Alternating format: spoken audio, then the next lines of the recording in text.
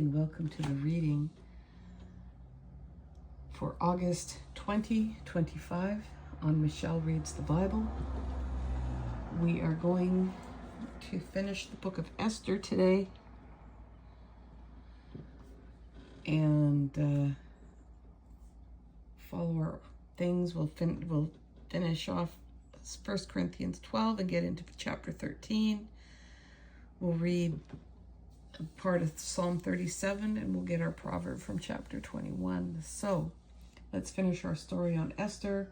Haman has just been hanged on the gallows that he meant for somebody else. But we still have the conundrum of what's going to happen to the Jews because the king's edict is inviolate. So here we go. Esther chapter 8 through to the end of chapter 10. On that day, King Ahasuerus gave to Queen Esther the house of Haman, the enemy of the Jews, and Mordecai came before the king, for Esther had told what he was to her. Then the king took off his signet ring, which he had taken from Haman, and gave it to Mordecai. So Esther set Mordecai over the house of Haman. When Esther spoke again to the king, she fell at his feet, weeping and pleading with him to avert the evil design of Haman, the Agagite, and the plot that he had devised against the Jews. The king held out the golden scepter to Esther, and she rose and stood before the king.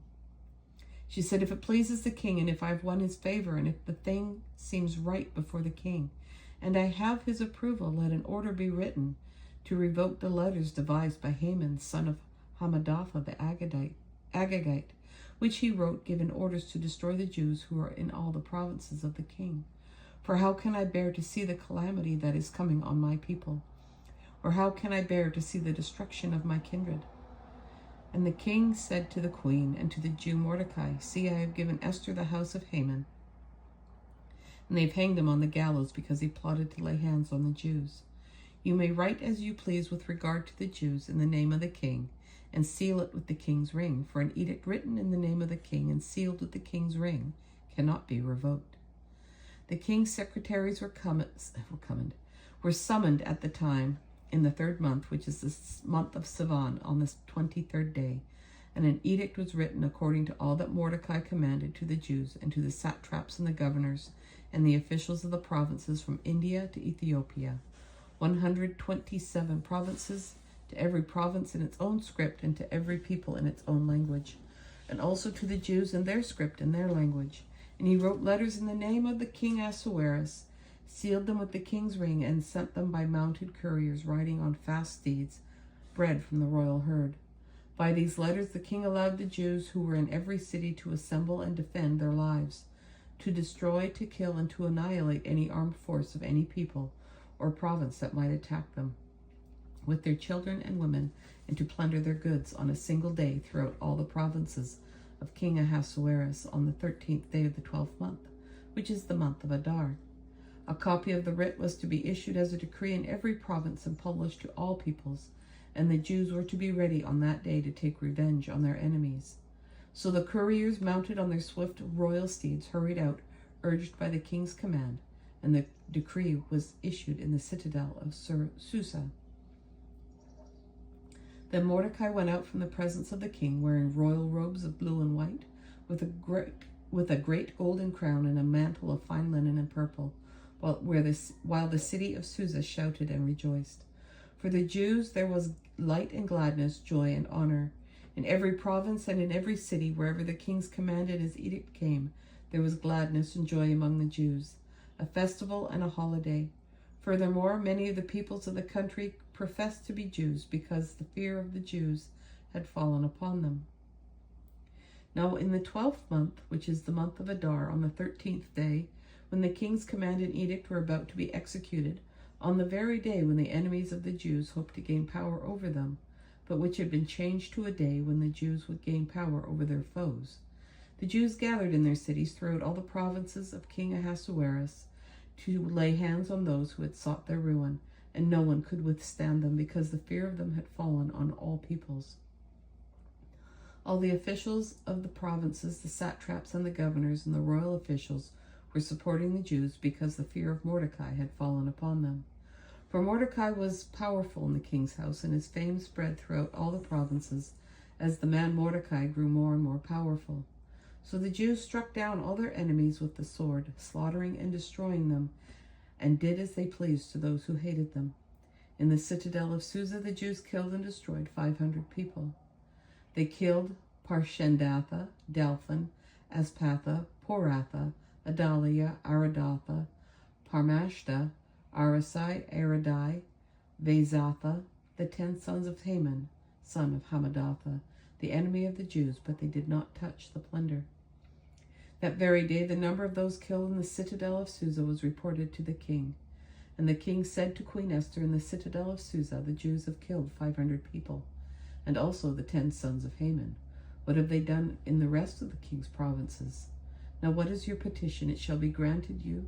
And what further is your request? It shall be fulfilled. And Esther said, if it pleases the king, let the Jews who are in Susa be allowed tomorrow also to do according to this day's edict, and let the 10 sons of Haman be hanged on the gallows. So the king commanded this to be done. A decree was issued in Susa, and the 10 sons of Haman were hanged, but they were already dead. Okay. The Jews who were in Susa gathered also on the 14th day of the month of Adar, and they killed 300 persons in Susa, but they did not touch the plunder. Now the other Jews who were in the king's provinces also gathered to defend their lives, and gained relief from their enemies, and killed 75,000 of those who hated them. But they laid no hands on the plunder. This was on the 13th day of the month of Adar, and on the 14th day they rested, and made that a day of feasting and gladness. But the Jews who were in Susa gathered on the 13th day and on the 14th, and rested on their 15th day, making that a day of feastings and gladness. Therefore the Jews of the villages who live in the open towns hold the 14th day of the month of Adar as a day for gladness and feasting, a holiday on which they send gifts of food to one another. Mordecai recorded those things and sent letters to all the Jews who were in all the provinces of King Ahasuerus, both far and near, enjoining them that they should keep the 14th day of the month of Adar, and also the 15th day of the same month, year by year, as the days on which the Jews gained relief from their enemies, and as the month that had been turned for them from sorrow into gladness, and from mourning into a holiday, that they should make them days of feasting and gladness, days for sending gifts of food to one another and presents to the poor. So the Jews adopted as a custom what they had begun to do, as Mordecai had written to them. Haman, son of Hamadatha the Agagite, the enemy of all the Jews, had plotted against the Jews to destroy them, and had cast pur, that is the lot, to crush and destroy them. But when Esther came before the king, he gave orders in writing that the wicked plot that he had devised against the Jews would come upon his own head, and that he and his sons should be hanged on the gallows. Therefore these days are called Purim, from the word pur, because of all that is written in this letter, and of what they had faced in this matter, and of what had happened to them. The Jews established and accepted as a custom for themselves and their descendants, and all who joined them, that without fail they would continue to observe these 2 days every year, as it is written, and at the time appointed. These days should be remembered and kept throughout every generation and every family, province, and city, and these days of Purim should never fall into disuse among the Jews. Nor should the commemoration of these days cease among their descendants. Queen Esther, daughter of Abihail, along with the Jew Mordecai, gave full written authority confirming the second letter about Purim. Letters were sent wishing peace and security to all the Jews, to the 127 provinces of the kingdom of Ahasuerus, and giving orders that these days of Purim should be observed at their appointed seasons, as the Jew Mordecai and Queen Esther enjoined on the Jews, just as they had laid down for themselves and for their descendants regulations concerning their fasts and their lamentations. The command of Queen Esther fixed these practices of Purim, and it was recorded in writing. King Ahasuerus laid tribute on the land and on the islands of the sea, all the acts of his power and might, and the full account of high honor of Mordecai, to which the king advanced him. Are they not written in the annals of the kings of Media and Persia? For Mordecai the Jew was next in rank to King Ahasuerus, and he was powerful among the Jews and popular with his many kindred, for he sought the good of his people and interceded for the welfare of all his descendants. And now 1 Corinthians chapter 12, pick it up at verse 27 again. Here we are. And we'll go through chapter 13, verse 13. Now, you are the body of Christ and individually members of it, and God has appointed in the church first apostles, second prophets, third teachers, then deeds of power, then gifts of healing, forms of assistance, forms of leadership, various kinds of tongues. Are all apostles? Are all prophets? Are all teachers? Do all work miracles? Do all possess gifts of healing? Do all speak in tongues? Do all interpret? But strive for the greater gifts, and I will show you a still more excellent way. If I speak in the tongues of mortals and of angels, but do not have love, I am a noisy gong or a clanging cymbal. And if I have a prophetic powers and understand all mysteries and all knowledge, and if I have all faith, so as to remove mountains, but I do not have love, I am nothing. If I give away all my possessions, and if I hand over my body so that I may boast, but I do not have love, I gain nothing. Love is patient. Love is kind. Love is not envious or boastful or arrogant or rude. It does not insist on its own way. It is not irritable or resentful. It does not rejoice in wrongdoing, but rejoices in the truth. It bears all things, believes all things, hopes all things, and endures all things. Love never ends, but as for prophecies, they will come to an end. As for tongues, they will cease. As for knowledge, it will come to an end, for we know only in part and we prophesy only in part. But when the complete comes, the partial will come to an end. When I was a child, I spoke like a child. I thought like a child, and I reasoned like a child. When I became an adult, I put an end to childish ways. For now we see in a mirror, dimly, but then we will see face to face. Now I know only in part, then I will know fully, even as I have been fully known. And now faith, hope, and love abide, these three, and the greatest of these is love. Very famous passage. Psalms 37. And we'll read the first 11 verses. Do not fret because of the wicked. Do not be envious of wrongdoers, for they will soon fade like the grass and wither like the green herb.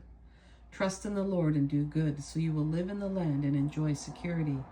Take delight in the Lord, and he will give you the desires of your heart. Commit your way to the Lord and trust in him, and he will act. He will make your vindication shine like the light and the justice of your cause like the noonday. Be still before the Lord and wait patiently for him. Do not fret over those who prosper in their way, over those who carry out evil devices. Refrain from anger and forsake wrath. Do not fret, it only leads to evil. For the wicked shall be cut off, but those who wait for the Lord shall inherit the land. Yet a little while, and the wicked will be no more. Though you look diligently for their place, they will not be there. But the meek shall inherit the land and delight themselves in abundant prosperity. And our proverb, chapter 21, verses 23 to 24. To watch over mouth and tongue is to keep out of trouble. Amen. The proud, haughty person named scoffer acts with arrogant pride. And that is our reading for August 20, 2025. I'm so glad you made it this far and you joined me. I hope you have an awesome day, and we'll catch you on the next one. Take care, and bye for now.